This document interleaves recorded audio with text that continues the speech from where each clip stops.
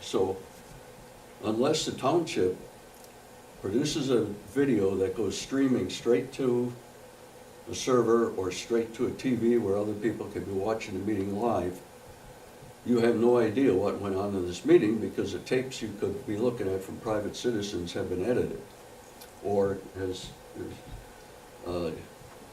David said, that may not even be shown in the public. They may be private because they don't fit their agenda. So I strongly urge that you spend a couple hundred, we're talking $500 here or whatever, to put a couple cameras in here for the meetings, put some security cameras outside. Everybody else is doing it. It's a technology of the day. I don't know why you don't even think about doing it. Thank you. Thank you. Appreciate your input. So, anybody have any more thoughts or comments? Nope.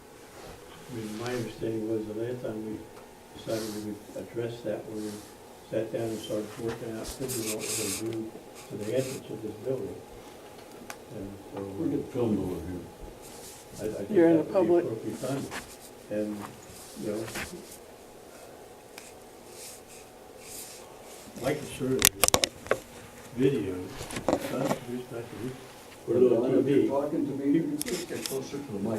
People are not going, they're not gonna come, they stay home and watch the TV. It's more important to have people here in this meeting and have a direct interchange than 6 weeks later or a week later, somebody comes in and they wanna have a debate about what the discussion was. Whereas they're here, come to the meeting and they're here, they can have that discussion and everybody can hear it and be a part of it. That's a big factor in these township meetings, and I think we agree. I respectfully think that's a very bad argument to make, because we're making special provisions for taxpayers to come in who are handicapped, or go see them if they're handicapped. You expect handicapped people to show up at every meeting? You know, what's involved? And they should be involved. And we should use technology to let them be involved. I'm sorry, I'm finished. David Collingwood, Barn Road. My take on that is, you're expecting all 4,000 residents of the township to come to this meeting. We can only sit 40 people in this room, but if it was on videotape, every one of them could sit and watch the replay, or even be here and go home and watch it again. There is not physically, it's not capable to have everybody in the township in this meeting, as you suggested. Just can't happen. The video takes care of that. I don't think I suggested everybody, I said we have more people. Come down to what we're talking about. My suggestion is we have solid input from various individuals, and we table this and we talk about it going forward as to what the plan would be for the whole scope of whatever we recorded. That's what I propose. Michael Schumer, Don, you've tabled things before and just let them ride for 18, 20 months. That's just a method of saying no. I think you should consider it, not just table it.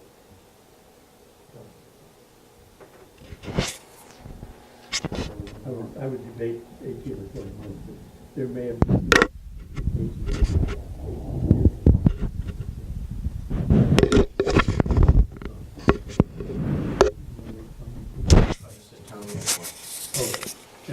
Yeah, Tony, Clymer Avenue.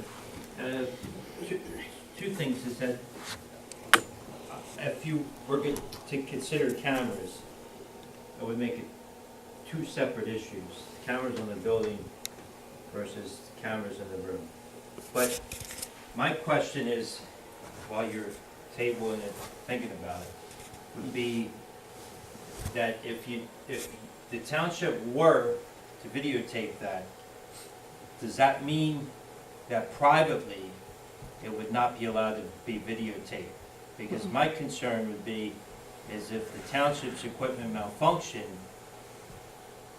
we have 3 cameras in here, and 3 people can see it, and the township's equipment didn't work. That would be my concern. So, whatever. I don't believe legally we can ban anybody from videotaping this meeting. I think you can though, I think you can if I don't think so. It's a public meeting, Tony. Public meeting, people are it's perfectly legal to videotape the meeting. Yeah. So the, that, that was, I got the answer to my question. okay. There's enough people taping it, that's all I have to say. Okay, but we're gonna table it in spite of, I understand your viewpoint, but I don't necessarily agree with the frequency you talk about. Okay, new business. I have none. No, I have none. Okay. Public comment. Before we do that, I promised the young man, and I want to praise you where we are, we think we are, on the Adelphia gas compressor station that's proposed to be sold up off Rich Hill Road. A lot of things going on, a lot of things we don't know about it. There's a lot of things that we do know about, and we're attempting to find out. I'll tell you this, in the past 4 or 5 days, I've had 3 conversations with Fitzpatrick. I've had 3 conversations with Craig Stats. Craig Stats, either this afternoon or tomorrow morning, will be meeting with the Adelphia people in Harrisburg. His objective, as he told me, his only objective is to find out from them why they're not talking with us and communicating with us on this project. So he will report that to me tomorrow afternoon, if his meeting is tomorrow afternoon. Fitzpatrick, he has a person dedicated working on this, documenting everything. We provided most of the documents that we have, and we presented to FERC and so forth. They have that in Fitzpatrick's office, so they're fully up to speed with the data. And Fitzpatrick has now written 3 letters to Adelphia and to FERC on this subject in terms of opposing the location of the station. We have had 1 meeting in December with FERC, or with Adelphia. Not very successful. It was supposed to be concerning emergency management, which there was virtually nothing about emergency management talked about. My view, and I think the people at that meeting share it, the people there, if they knew what they were talking about, they sure didn't indicate that. You know, we asked the question, how many other stations do they have? And they said none. I said, have you ever had one? And they said no. So that's where we're starting with this crowd. And it's obvious they're using consulting firms, legal counsel, and so forth to put together this whole package that they have. It's been presented for.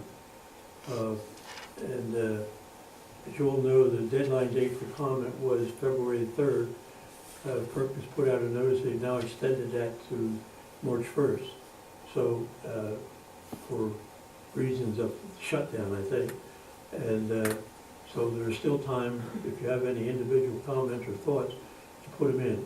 The more they get, the more important that is to their analysis of this situation.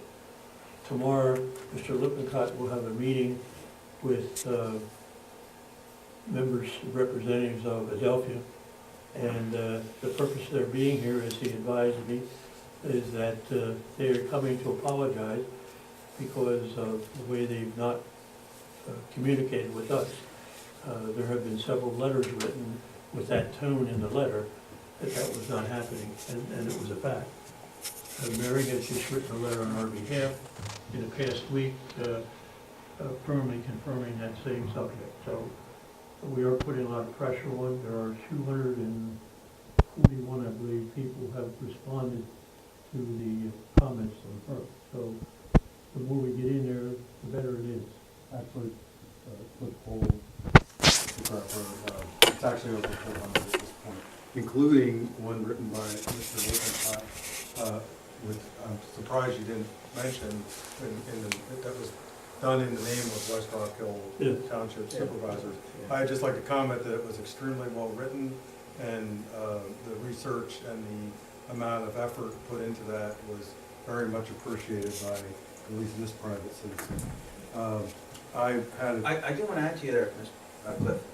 The parties involved between Greg, the solicitor, and the engineer really took our comments at the DEP meeting Right. and really comprise them together in that. But there was more than that, there was also. Absolutely, but There was they also really mention listen. of the whole pipeline and the concern of the quarry dynamite, dynamite Sure. at the quarry being in close proximity to the actual pipeline itself, which is above and beyond the compressor. Thank you for station. commenting on that. So, yeah. So both the letter that the staff put together, which Mary composed, was their input, was, as you said, very effective, very well done. The other comment that I'd like to make, and I would get this as a request perhaps, is that there has been some citizen meetings that have been happening over this, and one of the frustrations was that the West Rockhill, that Richland Town was not getting involved or wasn't doing anything. Well, that has changed. The Richland Township is now vocally opposed to it, and in fact, it was even a topic of the Quakertown school board meeting. So there's, and I talked to Representative Stats about that. The other comment I have to make is that you mentioned Stats and Fitzpatrick. What about Casey? Casey is known to be an environmentalist, and I've contacted him, his office. Okay. Has he responded? They've responded, but I haven't connected, if that makes any sense. Yes.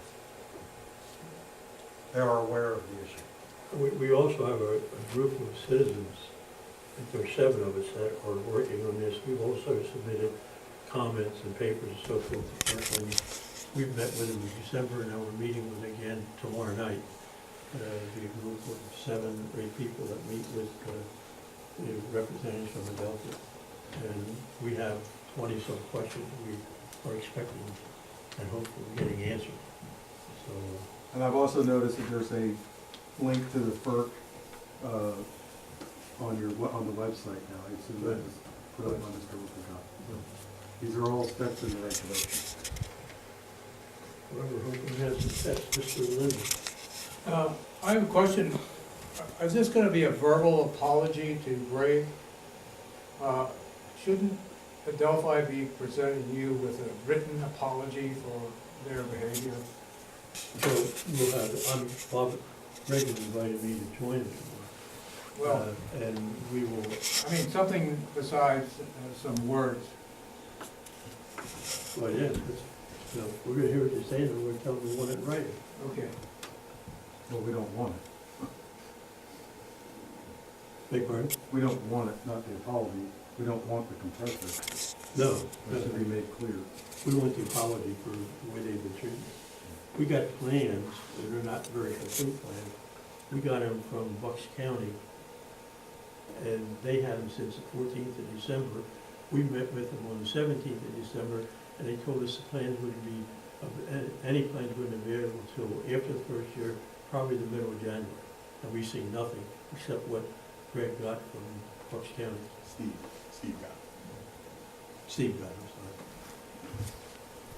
So it's an all-round non-discussion for his work and and we've never had any discussion about any plan, any submittal relative to ordinances and so forth that are being violated by what they're saying. They're gonna do what they say they're gonna do.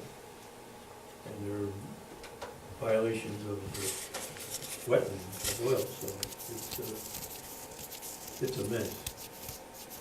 And they're using old technology in the station. When there's new technology, a lot of this problem wouldn't exist if they use electric motors to drive, to create the issue versus We don't want that. gas either. engines. We don't want electric motors. If it's gonna be, it should be pleasant. And we don't know if it's gonna be, we're gonna continue to fight it, but, we'll see, keep fighting. But thank you for your interest. Anyone else have any questions or comments? Tony?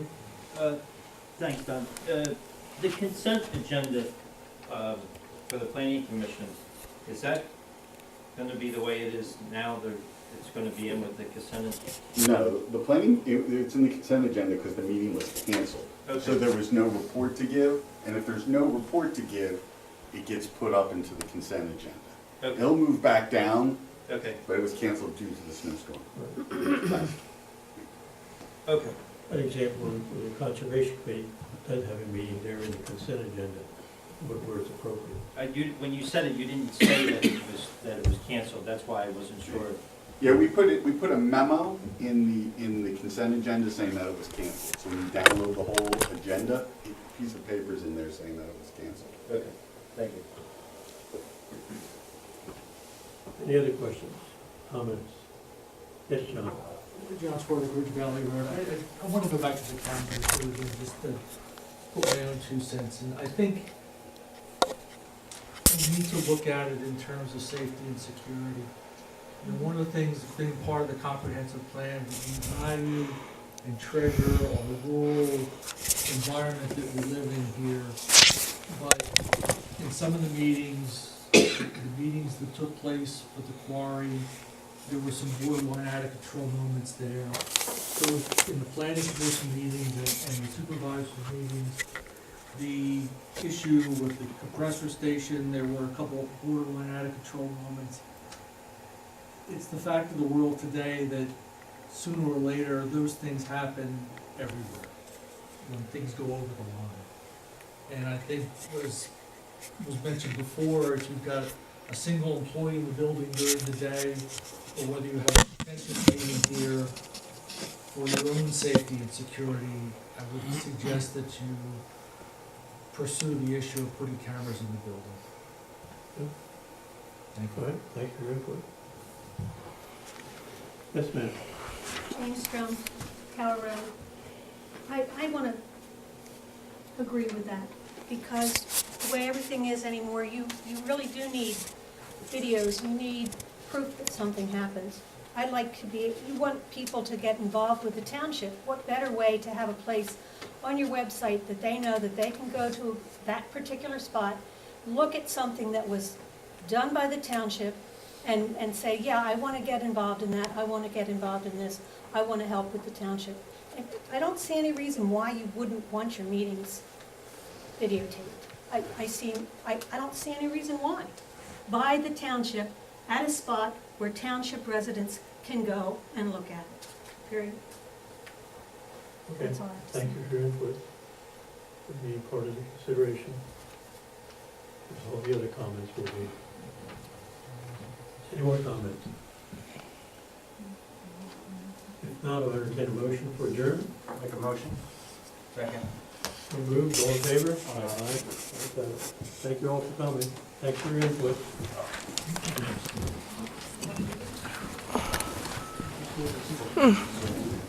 Mr. Miller. Thanks for recording. You don't know what you're talking about when you say 500.